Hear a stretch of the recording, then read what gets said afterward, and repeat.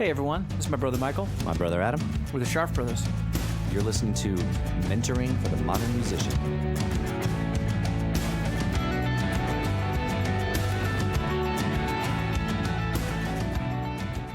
Hey everyone, Hey, welcome to the podcast. welcome back. Welcome back. It's been a little while. It has been a little while, It's and all good stuff. All good, busy career stuff busy, on this end. busy, exactly. But it has been it's been a minute, It's been a minute. as they say. It's been a hot sec. It's been a hot sec. Behind the scenes, we have been trying to get this Susan Ruth interview to happen. Not just like going back and What, forth. it's 2 months, 3 months? Yeah, and I think we started a recording. this is our third attempt.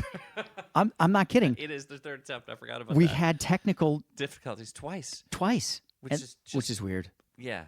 So- So I think that the wait was worth it, though, because what you guys are about to hear is just, I feel like, I'm sitting on a gold mine. So we're gonna get out of the way and let you listen to this amazing human, Podcaster, podcaster, songwriter, painter, visual artist. visual artist, comic, Yes. sketch artist, Improv. improv person. I mean, come on, You're going to love this. you're gonna love this. Everybody, Susan Ruth. Hello, gentlemen. Can you hear us? Oh, man. I can hear both of you. We can hear you. You can hear us. It's a glorious thing. It's a wonderful, It's a wonderful Christmas day. miracle. And it's It is indeed a Christmas miracle. it is a Christmas miracle. Thank you so much for doing this again. Absolutely. It's my pleasure. Thanks for having me. We're bet. so excited to finally have you on the podcast. Woohoo. Yes. You know, it's the best things in life you have to savor over a long period of time. I like that. I like that. Yes. So it's Absolutely. going to be good. I can just tell. Oh, we can feel it. Absolutely. Can feel it. So how's the weather on the West Coast? Oh, it's beautiful. It's so sunny. It's wonderful. We had a couple days of rain, and which fed all the flowers and things and the water tables, and now we are back to sun. Well, we'll take rain over fire Yep. any day, right? Yeah, for sure. Yeah, that was scary there for a hot minute. No pun intended. Yeah, It yeah. was. Pun completely intended. Come on, hot minute. Yeah. Yeah, come on. I've not experienced that because fires are so unpredictable, and I grew up in earthquake country. I lived in tornado country, and those things. At least you have an idea that they're coming. You know how to get safe from them for the most part, unless you're in Tornado Alley. Obviously, all bets are out there. But in Nashville, when you heard the sirens, you were pretty assured that nothing was really going to hurt you.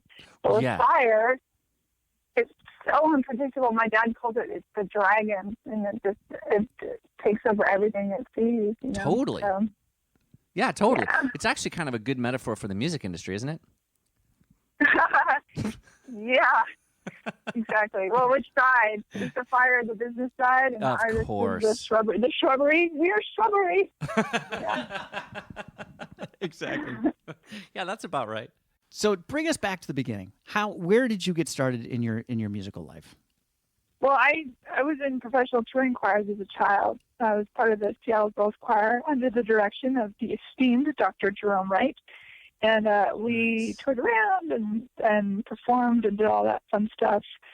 And once I got out of that, when I grew out of that, went to college and didn't really touch music for a minute, just trying to figure out what I was doing. I'd always written poetry, but that was the extent of things. And then my mom actually read about a songwriting contest that Billboard magazine was putting on.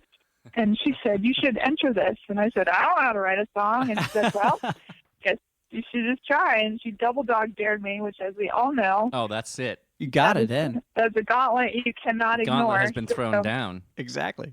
Yeah. Challenge accepted. Yeah, so I wrote a 6-minute song. It was terrible. 6-minute But song. I mean, it had good poetry. It was about a stalker. And Oh, nice. not my own, just a general stalker. Yeah. Because, angsty totally. young girl has Yeah. to write about stuff like that. Yep. And I went to perform the song. My roommate at the time play guitar, and I didn't play guitar yet. And I said to him, "Hey, do you want to go play this at the open mic?" Which was terrifying to me, but I wanted to do it anyway. I had incredible stage fright. And I went and performed that song, and the owner, Bill Pritchard, who I adore, still a great dear friend, he came up afterward. He said, "That was a really cool song. Come and play." This is the Cliff Notes version of my musical life, by the way. But he said, "Come and play at a show. You can do the whole show for tips. If people like you, then I'll give you basically a residency." Yeah. Oh, and I residency, said, right?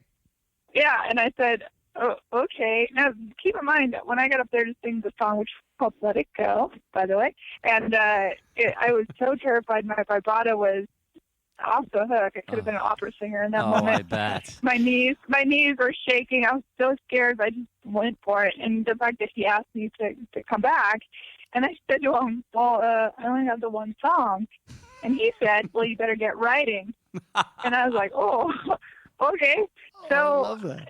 Kurt, my roommate and I went and wrote about 8 songs, I think. And we just wrote. We didn't know what the fuck we were doing. So Oh I my say fuck, God. we just did. Anyway, Yeah, it's so totally we wrote this song and got up on stage and performed for the show, invited everyone we knew. Also, I was terrified. And we made almost $400 in tips. It was crazy. my And the place was God. packed. God. And he came up to me, Bill Pritchard, the owner of the associate, came up to me and said, "Well, you are now officially part of the Madison's family." And I started performing there. And really, that's between my mother and Bill Pritchard, that really set me on the trajectory of my performing writing career. That is I incredible. made records after that. Yeah, and I've made some really cool albums. First album I made with a guy named Kenny Varga in Nashville, actually. Went to Nashville, did that record. It was a folk poppy record. And then came back to Seattle with my band, and we made How to Say Goodbye. And then after that, I made Everything to Breathe in London and New York, basically with Peter Gabriel's band. Jerry Murata, Tony Levin, Wow. Are you kidding me? Masterson. It was a great team. It was incredible. Kenny Asher played on it. Oh my God. Just Wow. ridiculous. Lizzie Damon played on a couple songs, and then for bass, and she was in my band. And Tony Levin So I played the rest. I gotta interject then and find out, how did that happen? How did that kind of band get assembled for you? So, and the How to Say Goodbye album, this feels very self-aggrandizing, but the How to Say Goodbye album was out, and a friend of mine said, "Oh, I know this guy in New York. He's an Englishman named John Velasco. He's in the music business. He knows everybody. You should send the album to him." And I said, "Okay." So I emailed him, and he said, "Well, you're a friend of that person, and so you can send it to me, but I'm really not listening for anything right now, and thank you, but no," kind of thing. Right. Right. Yeah. And in my naive persistence, about a month went by, and I emailed him again, and I said, "Hey, I know you're not really looking right now, but, if you could do it." So this went on for probably about 6 months. And finally, after browbeating the poor guy, he responded. He said, "All right, I'll take a listen." And I said, "Thank you." And then I immediately got an email back. He said, "Oh my God, this record is amazing. Come to New York." Wow. Wow. Yeah, so I flew out to New York, and he began working out a plan. He got some people together, and I was poor and young and all that, and he said, "Hey, here's this girl. She has these songs." I'd already had a new pile of songs. She said, here's some songs. If you like what you hear, will you do it for, less money for cash or whatever? I'm sure the union does not want to hear this. But Oh, that's yeah. true. But Yeah, So, it anyway, happens all the time. Anyway, yeah, it's just a poor girl trying to make my way, and Exactly. they all listened to the songs, and they totally got behind it. They said, "Yeah, we want to make this record." Wow. And so we recorded in Woodstock at Jerry Marta's studio, Yep. and we recorded. We rented a flat in London and got all the English people to be on it. We did leave room for Peter Gabriel to sing on it on one of the songs. The album is Everything to Breathe, and on that album, we left a little room for Peter Gabriel to do something, but the timing, that would have been so insane, but the timing just didn't work out. Yeah, but I mean, I get to go to Abbey Road and walk around, and the guy that played cello on my record was the first string cellist at Abbey Road, and it was an adventure for sure. Wow. And unfortunately, someone on the project stole all the money, and so it died. The album got done, but then all my touring and promotional money had been taken away, and I had raised everything myself. So It was great. Yeah, it was a very hard lesson, and don't trust anybody. Right. And it sent me back to square one because I didn't have anything to do anything with. I was penniless, basically. Oh, man. And yeah, it took me about 10 years to pay off my credit cards for that project. But somewhere in the middle of my massive depression for like, oh my God, this isn't what I'm. I mean, I was poised. All the reviews were insane. The BBC, wanted to put me on an English tour, and the guy that was supposed to help me set it all up was the one that did these diabolical things. So that had just vanished into thin air, and just sweet John Blasco, my mentor to this day, a dear friend.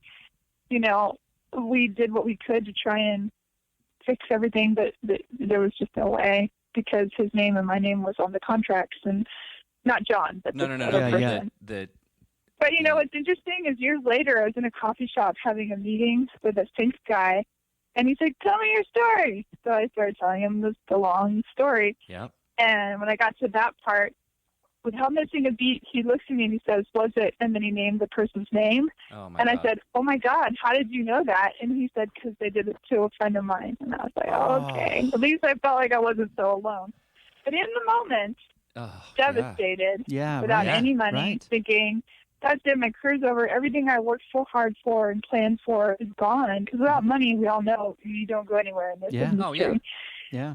And I was pretty bummed out. And I got a phone call from my friend Nancy, who was in Seattle at the time, as did I. And she said, "What are you doing?" I said, "I'm moping. Leave me alone." And she said, "You're too good." She said, "You can't just give up." I said, "What's the point?" I mean, I really was at the point. Obviously, this isn't the plan. I thought it was what I was supposed to be on this planet for, but clearly it's not.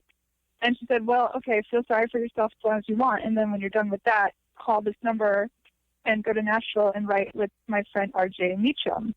And I said, "Okay, fine." I'm so bossy. Wow. Oh, my God. So I called up RJ, who at the time worked for Records in Nashville. And he's such a love. And he said, "Hey, I hear you doctors stuff. Fly out here. Let's write together." And I said, okay. So what did I have to lose at that point? So I did. I went out there and we started writing, and that began a relationship of writing that, started developing over like a year and a half. And then he said, why don't you move here? He said, "You're too good of a writer. You should be writing for other artists too. You can still work on your own stuff." And that got me to Nashville. It's a weird thing. And I got to tell you, when I went to go see the Amy Winehouse documentary, I went with my friend Ellen Sevier, my bestie, and we went down to the Belcourt in Nashville, and we went to this movie, and I walked out of that, and I was sobbing, just absolute sobbing. And Ellen said, "What's wrong with you?" I mean, it was bad, but geez, what's going on here? And I said, "I just realized why the plan worked out the way it did." And she said, "What do you mean?" I said, according to every major review, every magazine, Billboard, the Kings of A&R, everybody were like, "This girl is poised to be a superstar. She's gonna do it. There's a wall for the platinum albums." Like, all the reviews were just glowing from all over the place. Everything was on the path. And then this thing happened. And at the time, when all that was going down, I was so really insecure. I didn't know who I was. I had issues with, I drank and, dabbled in substances and things because I had an intense childhood in places. And so I was self-medicating, I would say. I wasn't ever depressed or anything, but it just to deal with, I guess, PTSD is what they call it now, but just all that stuff. And then having this other thing, I think if I had made it then, You'd be dead. would have probably killed me. I'd be dead. I wouldn't have handled the criticism, because even when they love you, they hate you. Oh, right, absolutely. right. As much as they love you, you're going to hear from the other side how much they hate you. Exactly Absolutely. right. Absolutely, especially with trolls and all that stuff. Oh, God, I wouldn't have been healthy enough mentally. It takes a long time to outgrow your childhood. You know what I mean? To work on stuff. I've done therapy and all those things. But I realized in that moment, as I walked out, like, oh, there's a bigger plan for me. And it wasn't that would have been one thing, but I wouldn't have survived it. I mean, I just knew it in my gut. And now I have Hey Human the podcast. Yep. Yeah. I've written for other people. I write for myself. I have all these. I'm painting. I would have never been a painter. Like, all these things. I'm like, oh, wow, there's just so much more that I didn't know. Yeah. You know? Yeah. Well, So that's where we are now. Right. And especially as a young artist, you think that the only key to happiness is to be that success, to be that huge, and that it looks like top of the charts. That's what it looks like. Right. Mm-hmm. And then you're right. As you get older, the more you find that, well, you know, there's all kinds of different types of success and layers of success, and that, you know, happiness and joy can come in a lot of different ways. And more. Yeah, I think when you're younger, you also think more is more, and in fact, less is more, and you don't really understand that. Yeah, totally. So I want to ask. So, what year was that Nancy sent you to? You know, to. I've been in Nashville 13 years. Okay. I just left Nashville. So it was like 15 years before that. I mean, 2 years before that you sort of. And how did she know? And how did she know him? How did she know? How did she know the writer? How did she know RJ at Curve? Yeah. She had been going back and forth to Nashville for years. Okay. So she had already established, you know, friends and stuff there. Well, that's great. I just I wanted to know, because it's one of the things that we talk about all the time, is how relationships are everything, and that you can't have relationships so that something will happen, but that most of the time that's how something happens. Yeah. Is from having a friend I really live my life as best I can, and I'm not perfect at it, but in service. Because if you're in service to others, and it's not because I think things will happen that way, it's just because that's how I live my life. Yeah. And, you know, people can smell bullshit a mile away. Yes, and absolutely. When I moved to Nashville, I made a really specific decision. I'm just going to shut the fuck up and listen. Yeah. Wow.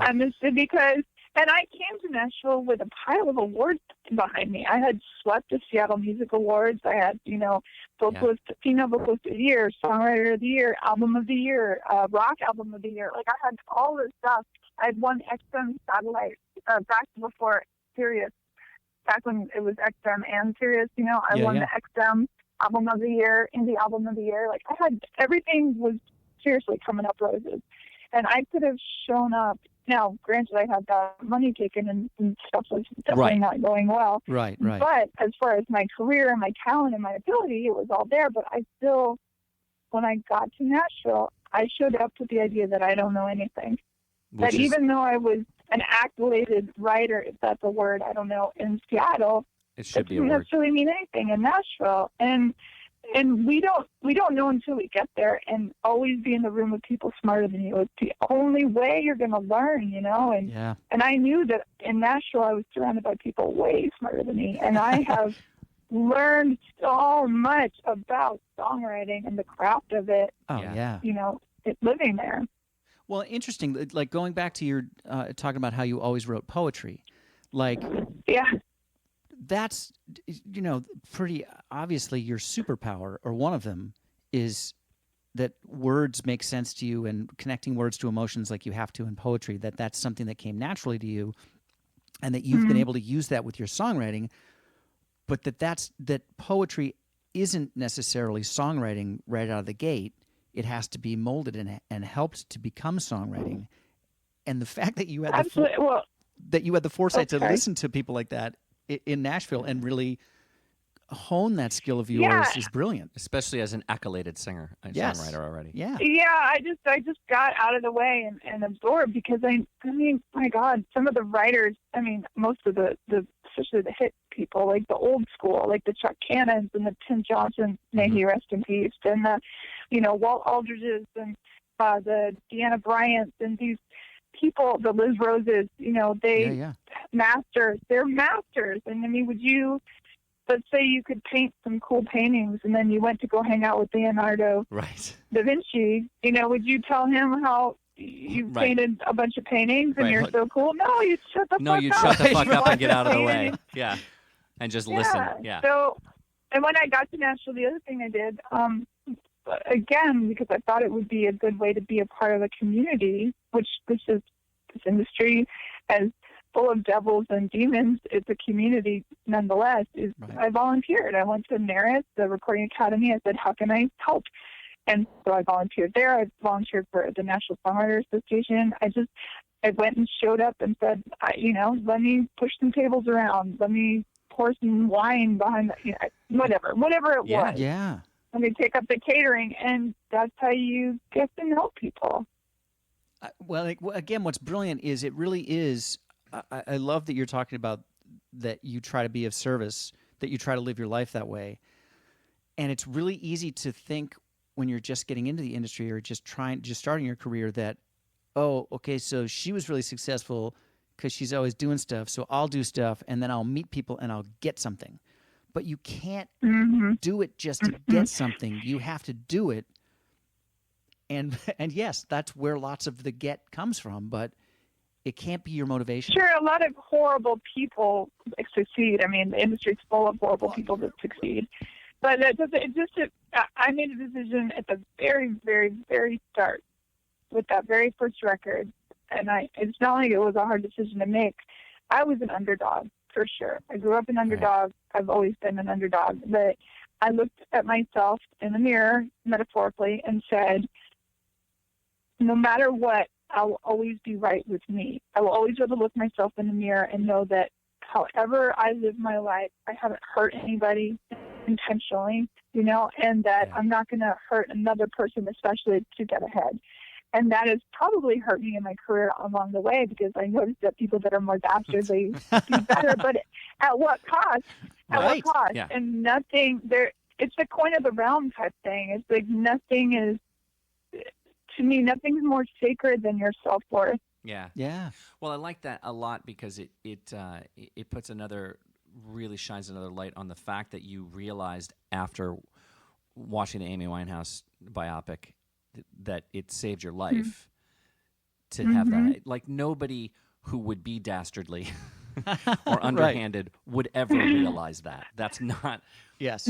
That your definition of what a good life was then and how you were able to live it because of that is not something that would ever occur to somebody like that.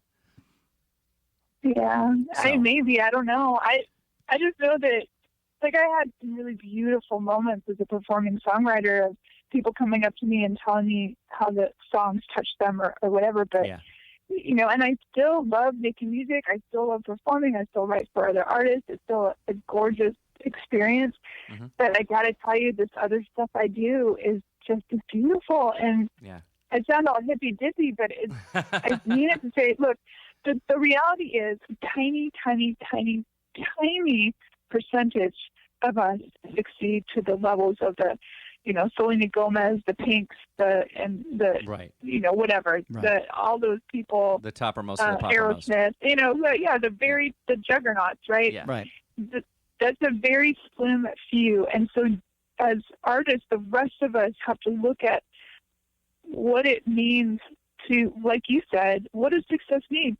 Because some of my lovely, super talented friends, every time they hit a success threshold, they're looking for the next success threshold, and they are in a state of unhappiness that knows no bounds. They can't crawl out of their unhappiness because every success isn't a success anymore because it's already passed. Right. It's a very dangerous way to live one's life. It's so hard on the psyche, This freaking business will kill you. Literally and figuratively. Yeah. It's so great as you describe it like that. It really is. I mean, that is sort of a truth anyway. I don't want to get too philosophical about it, but that it is all the process. If you're waiting for it to be the result only lasts a millisecond. Everything else that leads up to everything ever that matters ever is the process. It's the foreplay, baby. It's the, Yeah. exactly. Exactly. And the industry is so rotten anyway. It can be so rotten anyway that if you're not paying attention to the foreplay, That's the way I'm going to describe it to everybody I'm teaching now. It's all about floor play, baby. Come on now. I'm not. I'm gonna describe it in a different way. I think it's fine if Susan says it would and like we to see laugh you at now. it, but I don't think you should be saying it. You don't? You think that'd be creepy? I think HR is going to send us a letter.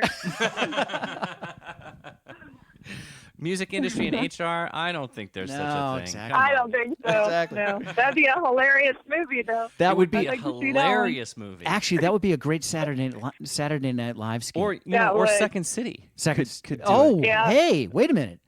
That's a Hey. great idea. You like that segue? Geez, you don't know like that? anybody who could use that, do you? I like it. How's that going? Well, Oh, yeah. it's so much fun. It yeah. is. So when I got to LA, I auditioned for the Second City Conservatory, and I got in for some inexplicable reason. But I mean, I'm being self-deprecating. I'm Yes. decent at it. I'm excited to get better at it. Every day you do it, you think, all right, now I'm shit. And then the next day you're like, oh, I've got it. And then the next day you're like, oh, I'm shit. It's such a humbling Yeah. experience, and your brain works so fast. Which reminds me, too, you said that about poetry and stuff. One of the things that I tell every young writer that I get set up with to write with, read everything. Mm. People that don't read do not make great writers. Just read poetry, even if you hate it. Just keep reading it until you find one you love, or read some of the classics and listen to conversations around you. I'm a huge eavesdropper. Yes. People Yeah. say, Jen, be active in your life. Be active when you go to the movie. You can still enjoy the movie, but my God, some of the characters in movies say the most glorious things. Yeah. Right. I remember my friend Dave Berg, who is a genius songwriter, and he wrote a song that was a hit for Blake Shelton. And the premise of it is like, one can be a lot. It might even be the title of the song. And I was watching a movie, and one of the characters in the movie, it was an indie film called Pieces of April. And in the film, this grandmother character in the film doesn't say really a word throughout the whole movie, except for at this one moment where she sits up in the back of the car and she says, one can be a lot. And I stopped the movie on Netflix and I called Dave. I said, holy shit, I know where you got the idea for that song. And he said, don't tell anyone. So I tell everyone. And then I tell everyone, you have to mind the craft is Right. awareness. Yes. Right. The Yes. craft is awareness, because in order to embody these stories you're telling, you have to embody the characters and the points of view that you're telling them from. Absolutely. I Couldn't love agree the more. way you described that. How important it is to live actively, to actively live so Yeah. that you can create. Yeah, Yeah. that's the best I'm way a to big believer in that. That Yeah. really is such a great way to describe that. It really is. So you said that you're still writing, and you're still writing with Yeah. Other songwriters. Mm-hmm. Are you Found somebody? some really great ones here that I adore. You do. That's great. Is that how much? So that leads me to like three different questions, but I'll start with the one I was going to ask originally, which is: are you somebody who has a publishing deal, or are you somebody who has eschewed that? I had a publishing deal. I made it again. These are decisions that I made from my past. I decided that I didn't want to get a national pub deal until I had something to bring to the table. And so I waited, and I believed in myself. People told me, you'll never get a cut without a pub deal. You'll never this, that, or the other. And I don't believe other people's stories for me. I'm the only one that gets to write my story because it's mine. I love And that. people in this industry especially will tell you why you can't do something, how it won't work, whatever. That's great. If that's their belief system, they are welcome to it. It's not yours. Do not take it. It is a rock that will drown you eventually. Yeah. Just Yeah. tell your own story. And so with that attitude, I just kept persevering, making my songwriting appointments, listening to see who was looking, all that. Mm-hmm. And I ended up getting into the writer room with Dean Sams from Lone Star, and we wrote a couple great songs that ended up on the Lone Star record. And then I've been wrong with the before, Reba and here thing, we go again. Yep, that's right. And then the Reba album, that Promise Me album Love. cut came up. Promise Me Love, yeah, that came about. Those are great and songs. All that Those are- before Those are Thank you. They are heavy duty in my playlist. Like, I love those songs. Oh, yay. Yeah. I'm so glad. Yeah, Thank you. They're so good. Well, Reba changed a few of the words on Promise Me Love, and as the lyricist, I was like, whoa, wait, what? But she asked for any writer credit. It just, she goes in and she imagines the song, how it makes her feel and stuff, which is fine. It's Reba. She could have said, she could have sang Bob, Bob, Bob, Bob, Bob through the whole song. And I was like, it's freaking Reba. It's Reba. Woo! It's okay. Yeah, And by the way, in real life, that woman is a goddess. She is the nicest, sweetest, most humble, beautiful human being. I'm so glad that you said that, because I'm a love to hear huge Reba McEntire fan, and I would have hated she's it. beautiful. I would have hated it to hear that it was the other way. So that's great to No, know. she's a beautiful human. She's that alone. It's funny when I got that cut. I know I'm going off. No, please. This is such a funny moment. She was my first big cut, and it's freaking Reba, Yeah. Oh, yeah. And I remember I was sitting in at the time I had an apartment, and I was sitting in my apartment on my dad, and I opened my email, and I see this email from Big Machine Icon, and it says, Reba loves your song. She wants to put it on hold. This, that, and the thing. And I was like, ha ha. I thought I was being pranked. Yeah. Right. Who is this? I thought one of my friends had pranked me. Right. And then I was like, what? And then I realized that I saw these icons at the bottom of the page. And so I opened my computer again. I was like, oh my God. And I couldn't tell anyone. I couldn't tell anybody, Right, because it's it's on just a hold. And, Right. Yeah. and holds, a lot of times it never happened, all that. So it wasn't until I got the final thing saying, yes, for sure, it's on the record. You can tell people it's a done deal. Oh, my God. And then they sent me the track, and I remember lying on my bed, and I sobbed. I sobbed. Yeah. Because it's Reba, and also because, holy shit, and just all of it that comes with it. So it was lovely. And I was so happy that Reba was my first big cut. I called my parents. I said, I got a Reba cut, and they knew who Reba was. Right, they might right. They'd be like, who's that? But Reba, they're like, everybody knows who Reba is. That's awesome. Exactly. Oh, my God. I love Reba that. is like the country music version of Kleenex. Like, you just say Yes, Reba. you say just Reba like and you everybody just knows say who it is. Kleenex. Right. Yes. Yeah, There's exactly. Reba, there's Cher, That was there's a Barbara. really weird comparison. Yeah, I like but that. you know what I'm saying. She'd know. She'd know you meant that nicely, that Reba's like Absolutely. Kleenex. Yeah. So I'll have to go back and When I listen to. think country I'll have to go music- back and listen to your recording My of it version, again, and yeah. and listen to the lyrical difference. Yeah, it's here and there, and then in the chorus she says romance and love, and I'm like, romance? What? But whatever. She's fine. I'll give it to her. It's fine. I did notice that I listened to enough of yours to notice that you chose the same kind of reverb effect on your voice as she has on hers, which was kind of cool.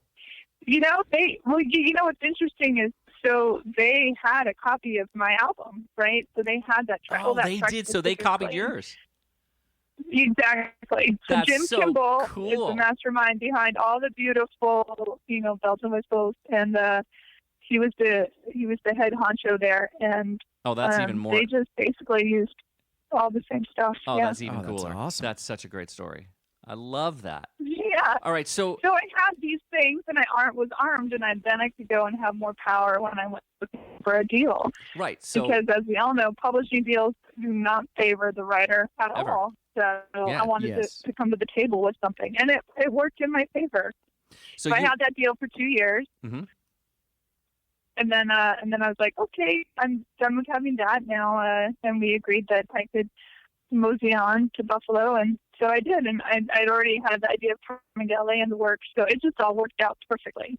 that's phenomenal. So But now are you- I'm self-published. I was going to ask. So now you're self-published, Yeah. but you have enough. But you have enough cuts with other people that there's never a problem getting yourself, in there to write with other writers of any.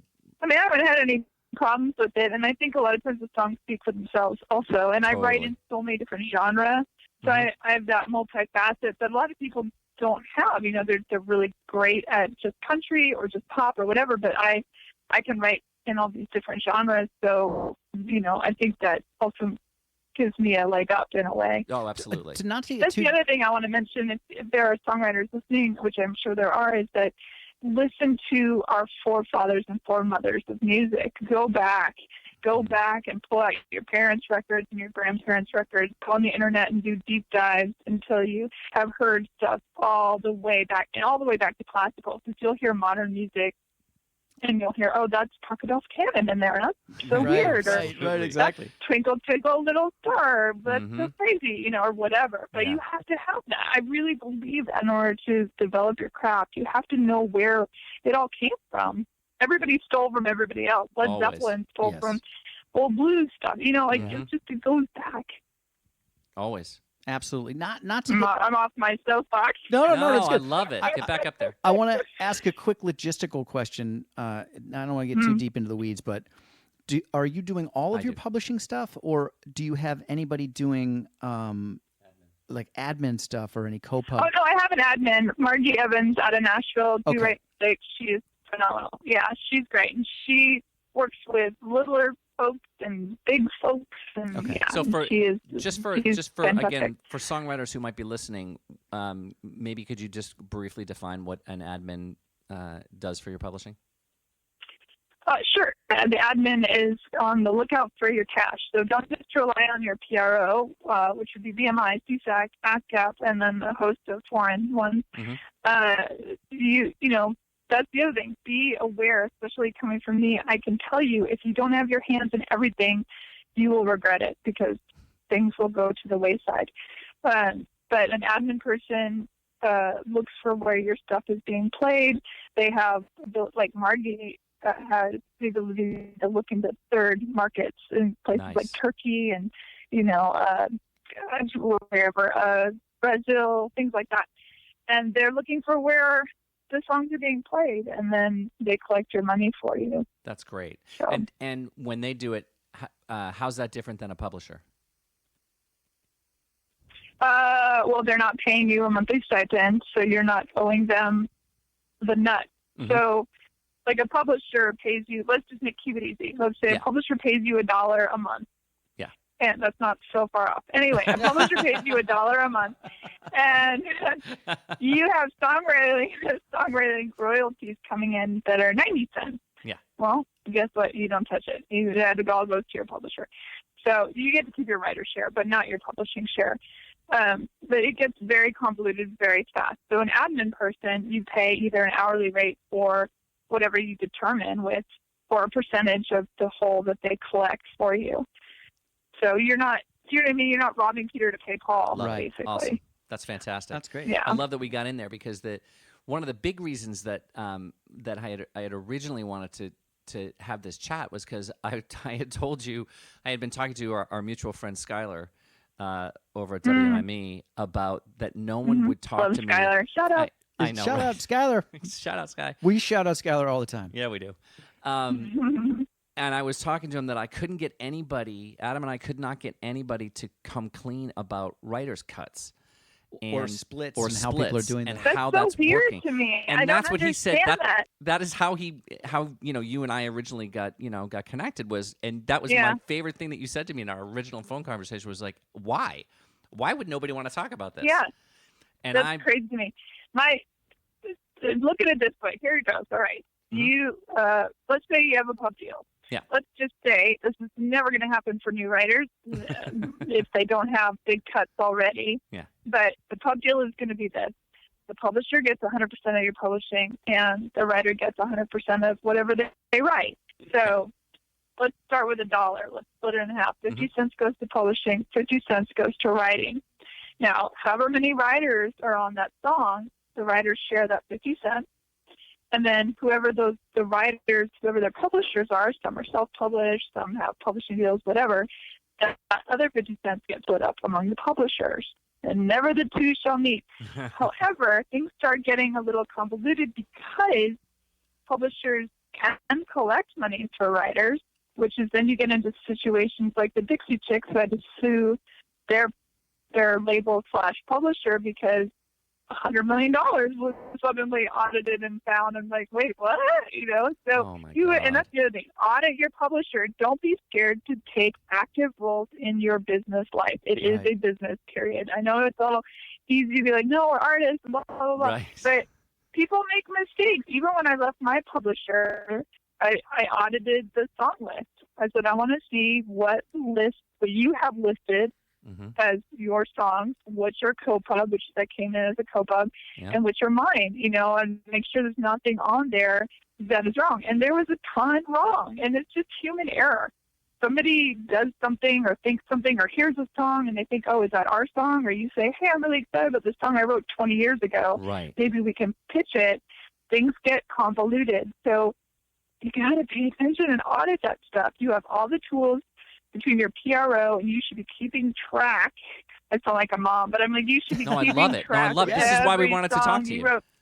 Yes. Yeah, it's so important because, I'm sorry, if the boss can take advantage of you, they will. That's what bosses do. Right. Yeah.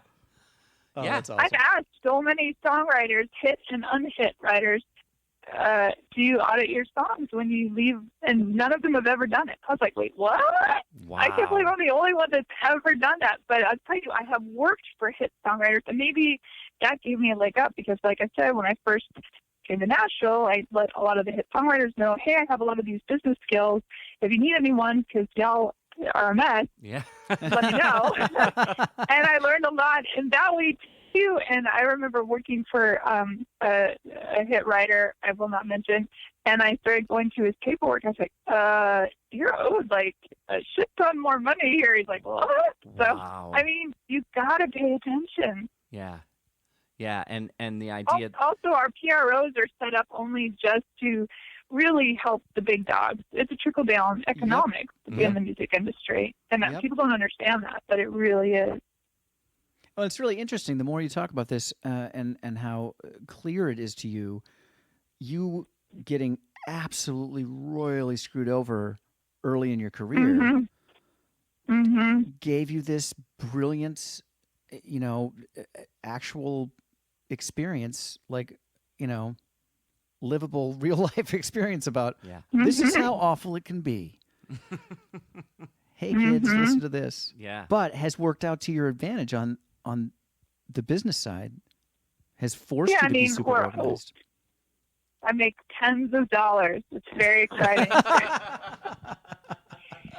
My parents, when I got the REIT account, my parents were so cute. They're like, oh, my God, you'll be able to pay off your house that you just bought. And I laughed. I said, yeah, if we have a time machine, we can go back about 13 years. Right. Yes, 100%. But no, otherwise, I'm paying for the new gutters on the house and maybe some fence. Right. Times they have changed in the industry. Well, I love that you brought that up because that actually was something else that I wanted to ask you about. Having been, so if I'm doing my math right, and you were in Nashville 13 years ago, that's 2006, right? Mm-hmm. And that means that really for the next 5 to 6 years, records were still a thing.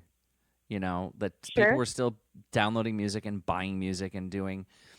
And what I'm kind of curious about is, we all know how that's affected everybody financially, right? And that spins are never going to pay the same amount, or at least not in our foreseeable future. Right. It was the beginning of the end. Exactly.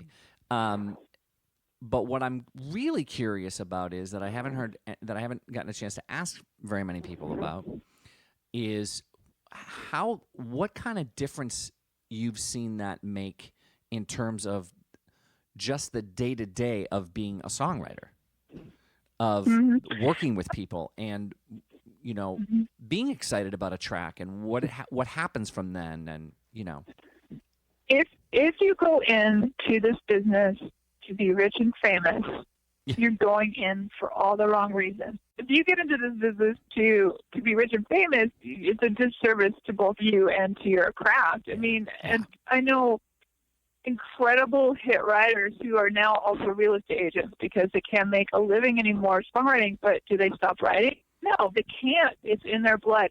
It's not about the money. It's a lovely, lovely perk. And some people, like the Shane McNally's and the Luke Laird, are gajillionaires, and they've earned their money, and and that's great. But there are a lot of people that are as talented, if not more, that are not making a living, and they still write every day, or every yesterday or whatever. It's just, money has nothing to do with the craft of it, and I should say the art of it.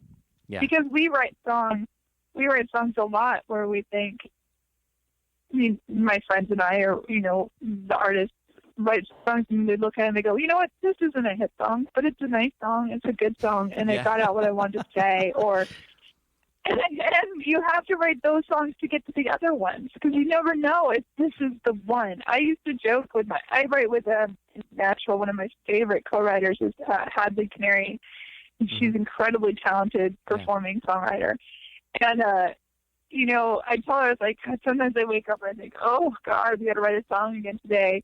But I always leave the session going, thank God. Because going in, you think, what's the fucking point? Nobody's going to hear it. Nobody cares. Right. But we care. And so we do it, and it's a communion, and it's this beautiful, beautiful moment between co-writers, or maybe you write by yourself or whatever. Yeah. And you come out the other side, you're like, thank God I did that, because this would not exist. We are creating these little babies that go out to the world. And I'll tell you, as a painter, I started painting in 2007. As an idea, if I could, woke up one morning, started painting, turned out people liked the paintings and all that. The rest is history. But, some paintings, 10 years go by. I mean, it's been now 12 years. So 10 years go by and somebody sees a painting that maybe was in my first crop of paintings. I thought, oh, nobody's ever going to love this little baby. And then somebody says, I love this little baby. And they buy it and they take it away. And you think, wow, I can't believe it. I could have painted over that. I could have thrown it away. I could have, whatever it was. Yeah. We just don't know. Nobody knows. And if you start to second guess the outcome of anything, I don't know, you're just in trouble, really. And the universe has got to, the joke's on you.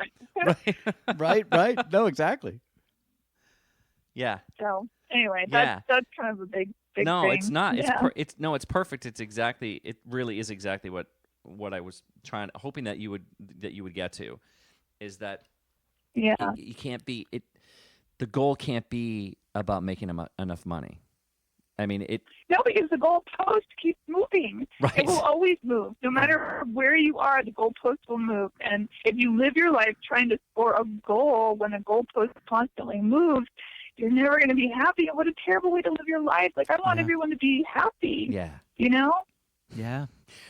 That's perfect. Be proud of what you've accomplished. We create something out of nothing. That's incredible. Yeah. Yeah, it's fantastic. That is a brilliant way to put it. It really is. I just read that the poster on my wall with an eagle. I don't know. I'm just kidding. I'm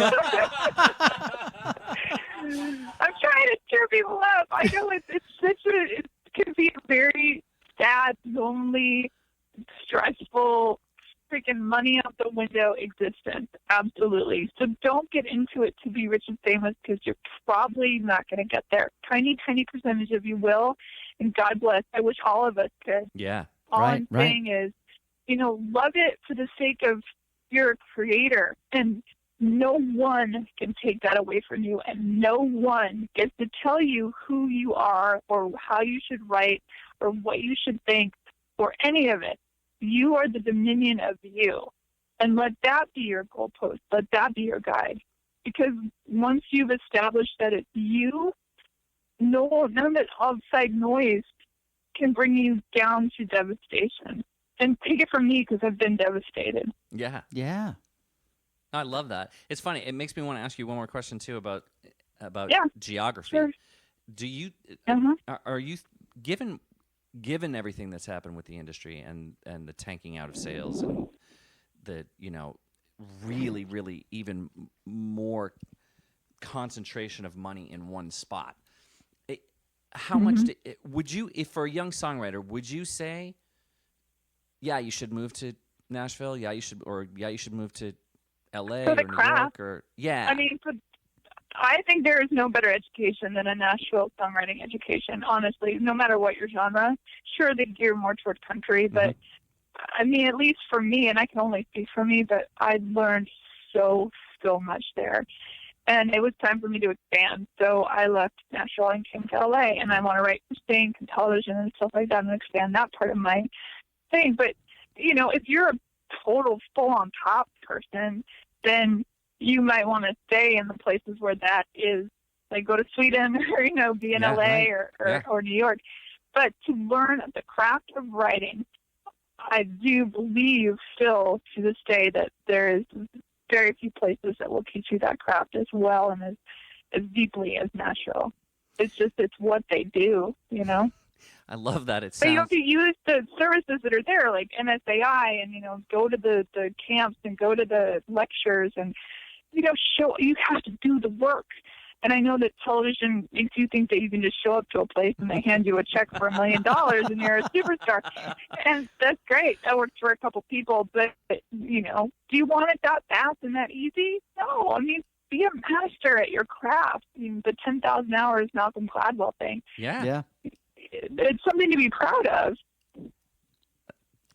Couldn't agree more. We've done a whole podcast on that. So yeah, exactly. I absolutely love what you yes. said. It's brilliant. Completely Absolutely agree. brilliant way to put it. And I also like that the way you talked about Nashville is almost word for word what I just read an article with Ryan Tedder talking about. So, oh yeah. Yeah. So I'm like, Oh, it's good. if it's, and what's great about it is that he's not a country songwriter and he still feels that way. Mm-hmm. So Mm-hmm. that it's And I don't consider myself one either. I Right. don't consider myself a country songwriter. So there you go. which is great. And Even who though doesn't love Ryan Tedder? Jesus, what a writer! Oh I my mean, God! come right? on.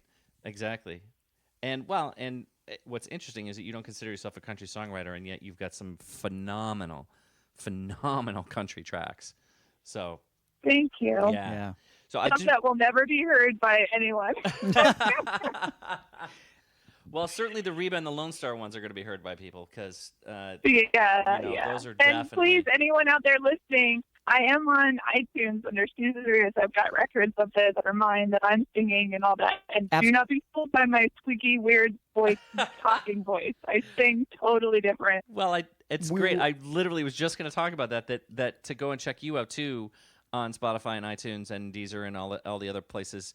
And that the other thing that I really encourage people to do is to go to your website because there are some incredible representations of some of your artwork on this page. Thank you. Yeah, like just Awesome. it's so again. I think we mentioned this in our first go around trying to get this interview up and going.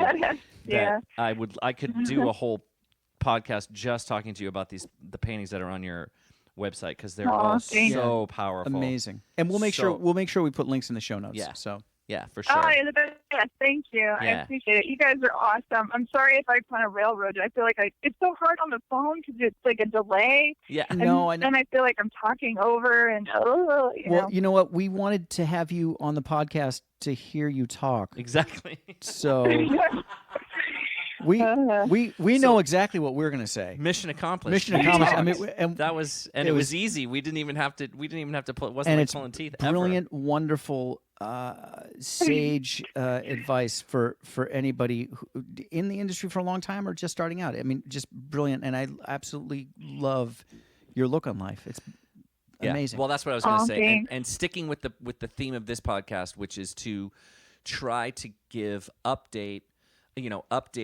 real, honest to God information to musicians about what the industry's really like, but to try to do it from a positive narrative. Yeah. And so that when we come out on the other end, you are feeling good and not feeling like you want to just, drive the car off the road. off the bridge. Yeah, for sure. And it's true. Anytime you hit a brick wall, look to how you can get around it. Come up with solutions. It's so easy.